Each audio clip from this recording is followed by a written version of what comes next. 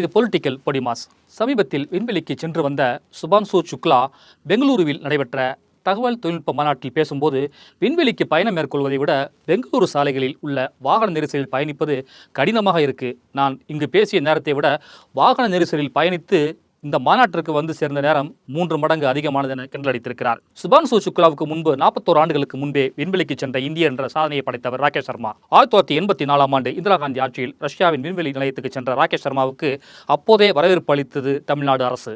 1984 June 4ஆம் தேதி சென்னை வள்ளுவர் கோட்டத்தில் நடைபெற்ற அந்த வரவேற்பு நிகழ்ச்சியில் ஆளுநர் குரானா, அன்றைய முதலமைச்சர் எம்ஜிஆர் ஆகியோர் பங்கேற்று தமிழ்நாடு அரசின் சார்பில் இந்திய விண்வெளி வீரர்கள் ரவீஷ் மல்கோத்ரா, ராகேஷ் சர்மா ஆகியோருக்கு நினைவு பரிசுகள் வழங்கி பாராட்டு தெரிவித்தார்கள். தாம்பரத்திலிருந்து சைதாப்பேட்டை, தேனாம்பேட்டை வழியாக வள்ளுவர் கோட்டம் வரை திறந்த ஜீப்பில் விண்வெளி வீரர்களை ஊர்வலமாக அழைத்து வந்து வரவேற்பு கொடுத்தது தமிழ்நாடு. விண்வெளிக்கு செல்வதை விட பெங்களூரு வாகன நெரிசலில் பயணிப்பது கடினம் என சுபான்சு சுக்லா இன்று சொல்வதை எண்ணி பாருங்கள். வாகனத்தில் பயணிக்க முடியாத அளவுக்கு பெங்களூர் போக்குவரத்து நெருக்கடியில் சிக்கி தவிக்கிறது.